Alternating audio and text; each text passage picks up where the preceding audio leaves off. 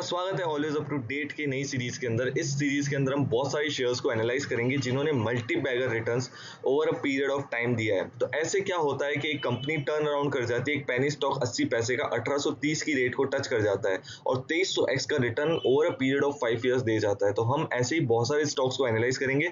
तो आपसे रिक्वेस्ट रहेगी कि आप सब्सक्राइब बटन को हिट कर दे ताकि हमें भी और मोटिवेशन मिले ऐसी वीडियोस बनाने के लिए। एंड आपको वीडियो अच्छी लगे तो प्लीज लाइक द वीडियो। इस कंपनी का नाम है Autham investment and infrastructure limited. ये एक एनबीएफसी कंपनी थी जिसके पास एक एनबीएफसी का लाइसेंस था। इस कंपनी के पास कोई भी बिजनेस नहीं था। आप 2019-20 से पहले देखेंगे तो इस कंपनी का जो शेयर था वो ट्रेड करता था विद इन पैसे और रुपी, 1-2 रुपए, 3 रुपए इस पे ट्रेड करता था। लेकिन कुछ ऐसा हुआ जिसने इस कंपनी की पूरी टर्न अराउंड कर दिया। क्या हुआ आइए जानते हैं। 2019-20 के अंदर अल्पना डांगी ने स्टेक एक्वायर किया इस एनबीएफसी के अंदर। एक एनबीएफसी जिसमें कोई बिजनेस नहीं था, जिसमें अल्पना डांगी ने स्टेक एक्वायर किया। अब आप बोलेंगे अल्पना डांगी कौन है, तो पहले हम जानते हैं कि अल्पना डांगी कौन है। अल्पना डांगी संजय डांगी की वाइफ है। संजय डांगी एक qualified chartered accountant and a company secretary है जो ओन करते हैं mentor capital limited. Mentor capital limited भी एक एनबीएफसी है पर वो लिस्टेड नहीं है। अब आप बोलेंगे कि ये भी एनबीएफसी वो भी एनबीएफसी, तो एक्विजिशन का पर्पस क्या। काफी बार क्या होता है, लिस्ट करवाने के लिए आपको बहुत सारी फॉर्मेलिटीज के लिए गुजरना पड़ता है सेबी के थ्रू। तो काफी बार कंपनीज क्या करती है, जिनको लिस्ट होना होता है वो क्या करती है, एक ऑलरेडी लिस्टेड कंपनी जिसमें कोई बिजनेस नहीं है या फिर जो दिवालिया घोषित हो चुकी है उसको एक्वायर कर लेती है और उसमें अपना बिजनेस ट्रांसफर कर देती है। तो कुछ ऐसा ही हुआ ऑथम इन्वेस्टमेंट्स में। कैसे, इन लोगों ने सबसे पहले 19-20 के अंदर इस कंपनी में स्टेक एक्वायर किया। इसके इनके वाइफ के थ्रू, संजय डांगी ने अपनी वाइफ अल्पना डांगी के थ्रू इस कंपनी में स्टेक एक्वायर किया 19-20 के अंदर 75% का। और मेंटोर कैपिटल जो कि संजय डांगी ओन करते हैं उसने भी 5% फिर एक्वायर किया 21-22 के अंदर। तो आप देख सकते हैं इन टोटल इस कंपनी के अंदर 80% स्टेक ये लोग ले चुके थे। बट सेबी की रिक्वायरमेंट होती है कि आप 75% ही होल्ड कर सकते हैं मैक्सिमम अपनी कंपनी के अंदर। तो इन लोगों ने जो कि एवरेज आउट कर दिया 75% पे। आप लेटर ऑन देख सकते हैं 2024 के अंदर ये 75% पे है।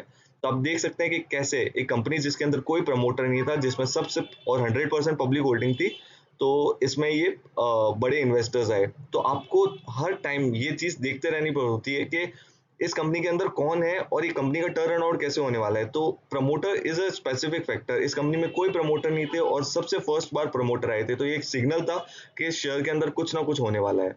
और ये कैसे हुआ, सबसे पहले इन लोगों ने सीसीडीज एक्वायर किए, compulsory convertible debentures. Compulsory convertible debenture मतलब एक डिबेंचर जो कि इंटरेस्ट देगा over a period of time और एंड में जाते जाते कन्वर्ट हो जाएगा इक्विटी शेयर्स के अंदर। तो ऐसे कर करके इन्होंने इन टोटल कितना इन्वेस्टमेंट किया आप जान के शॉक हो जाएंगे। सबसे पहले इन्होंने 630 करोड़ के डिबेंचर्स इशू करे ताकि क्या इनको इंटरेस्ट भी मिलता रहे और एट द एंड ये इक्विटी शेयर्स में कन्वर्ट हो जाए, जिससे इनकी होल्डिंग्स बढ़ जाए Autham investment and infrastructure limited में। साथ में इन्होंने कुछ बोरिंग्स करी। और फिर सबसे मेजर चीज इस कंपनी में क्या हुई, इस कंपनी ने 722 करोड़ का इन्वेस्टमेंट किया 19-20 के अंदर, जो कि ग्रो होते होते आप भी देख के शॉक हो जाएंगे कि इतनी ग्रोथ हुई है, जो कि हम लास्ट में डिस्कस करेंगे बाद में। इन ये लोग कंटिन्यूस इन्वेस्टमेंट्स करते रहे। बाद जैसे 456 करोड़ आप देख सकते हैं 2021 के अंदर 230 करोड़ की बोरिंग्स लेके, और ये इन्वेस्टमेंट्स ने काफी अच्छे रिटर्न्स भी दिए over a period of time इनको। इन लोगों ने 22-23 के अंदर एक पहले स्टॉक जिसमें कोई भी बिजनेस न था, जिसने रिलायंस होम फाइनेंस लिमिटेड जो कि एक दिवालिया कंपनी थी अनिल अंबानी की, उसको एक्वायर किया 22-23 के अंदर, जहां पे इसका एयूएम था 3,400 करोड़ का। अब आप देखिए कि एयूएम 12,800 करोड़ पे पहुंच चुका है। 12,000 करोड़ प्लस का एयूएम है फर्स्ट हाफ FY25 के अंदर। साथ ही साथ जैसे ही इसने रिलायंस होम फाइनेंस लिमिटेड का बिजनेस एक्वायर किया, इसने अपना क्रेडिट बिजनेस भी देना शुरू किया 2024 के अंदर, जो कि अब बहुत बड़े लेवल पे स्केल अप हो चुका है। और इन्होंने अभी अपना नया प्लेटफॉर्म बना रहे हैं क्रेडिट बिजनेस का। आप देख सकते हैं कि काफी सारी कंपनीज होती है जो माइक्रो फाइनेंसिंग करती है, तो ये अपना नया बिजनेस बना रहे हैं क्रेडिट फाइनेंसिंग का।